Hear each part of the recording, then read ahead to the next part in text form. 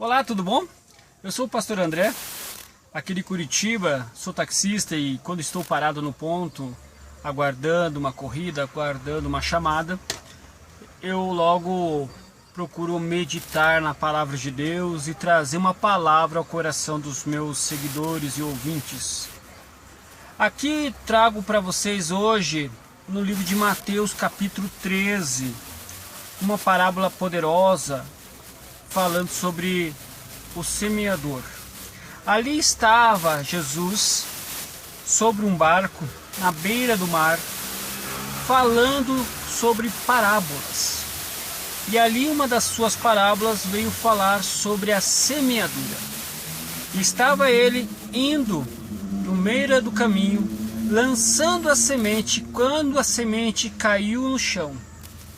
E aquela oportunidade as aves vieram e comeram a sua semente e foram embora. Outra oportunidade, a semente foi lançada no meio das pedras. E ali no meio das pedras ela até criou vida, mas não pôde se afirmar porque a terra era pouca e não pôde criar raiz. Logo veio o sol, a queimou e ela morreu. No meio dessa jornada, a semente foi lançada no meio dos espinhos. E ali no meio dos espinhos, os espinhos a sufocaram de tal maneira que ela também não veio suportar e veio morrer. E logo depois, a semente caiu numa terra boa, no qual deu fruto, produzindo 100, 60 e 30. Palavra poderosa. Até mesmo essa é uma das palavras que o Senhor explica de uma maneira bem eficaz. Só que eu queria trazer para nós aqui uma versão do dia que estamos vivendo. A revelação que Deus nos deu ao coração. Primeiro que nós vamos entender o significado das aves. O próprio Cristo nos ensina que o significado das aves é o maligno. O diabo está ao nosso redor, ao nosso derredor, querendo nos tragar, querendo nos consumir. Por isso, quando nós recebemos a palavra de Deus, logo o diabo ele vem forte para roubar, matar e destruir aquilo que está para produzir em nossas vidas. Quando a semente foi lançada no meio das pedras, ali ela começou a crescer, mas não pôde se fortalecer porque não havia raiz. Dentro do conhecimento que Cristo nos trouxe, ali traz a angústia e a perseguição, porque não se afirmou, não suportou, porque no mundo teremos aflições. A Bíblia nos ensina isso. No mundo teremos angústia, no mundo teremos perseguições, mas tende bom ânimo. O Senhor nos ensinou que Ele venceu o mundo. O terceiro episódio foi quando caiu sobre os espinhos. E dentro dos espinhos ali, sufocaram ele de tal maneira que ele não pôde resistir. O Senhor Jesus nos trouxe a sua interpretação como as seduções do mundo. Em Tiago capítulo 1, versículo 14, ele diz assim para nós: mas cada um é tentado quando atraído e engodado pela sua própria concupiscência. O que ele quer dizer com isso? Nós somos atraídos pelos nossos próprios desejos da carne. Nós caímos, na verdade, não é pelos desejos mundanos, mas sim pelos desejos que estão dentro do nosso coração, porque somos pecadores. Fomos destituídos da glória de Deus porque somos pecadores.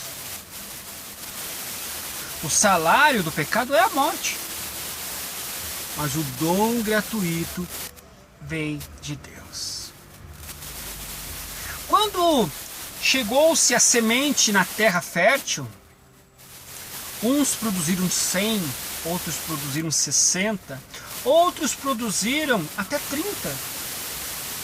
E ali, a interpretação que nós trazemos, que ali o Senhor Jesus não trouxe interpretação.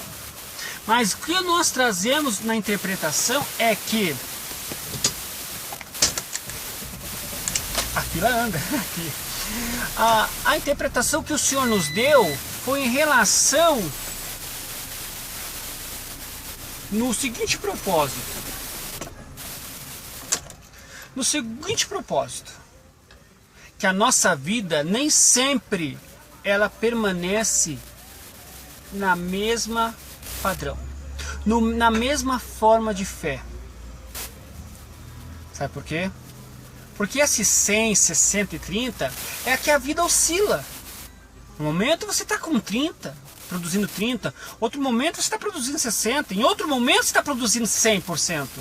Mas isso não quer dizer que seja sempre 100%, ou sempre 60%, ou sempre 30%. O importante é que você está sempre produzindo, porque você é uma terra boa.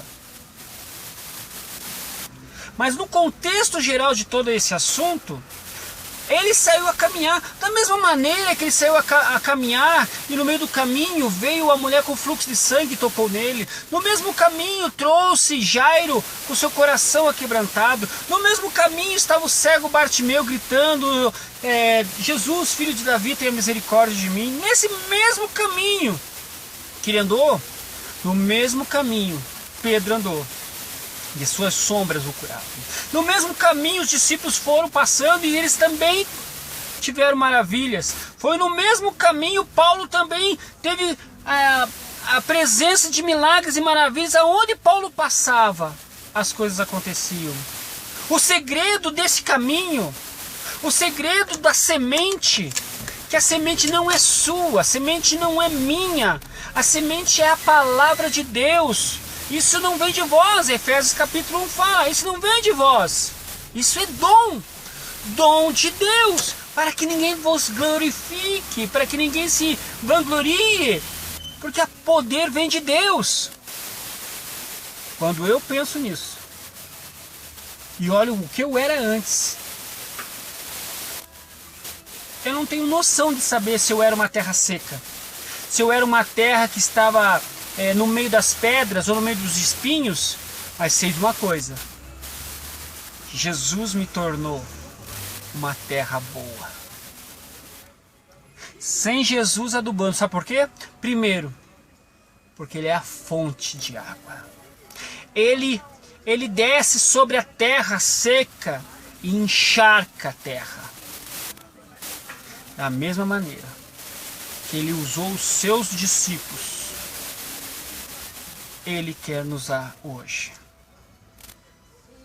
Eu não sei por que caminho você tem andado. Eu não sei para qual lado você tem seguido. Mas eu quero te dizer uma coisa: não economize semente. Quanto mais lançar semente, mais você vai ter. Você lembra da mulher que foi chorar aos pés de Eliseu porque estava endividado? O que Eliseu falou? Vá e pegue todos os vasos possíveis que você alcançar e lá derrame o óleo que você tiver. Enquanto houver vaso, Deus derramará óleo. Enquanto houver semeador, Deus de maneira nenhuma vai esvaziar o seu alforje de semente. Semente nunca vai faltar para aqueles que querem semear. Oh, aleluia! Seja você um lançador de sementes. Seja você um lançador de semente. Não importa a terra que seja, lance semente. Porque o crescimento vem de Deus. Que Deus te abençoe e te guarde. Que faça resplandecer o rosto sobre a tua vida e que te dê a paz. Até a próxima.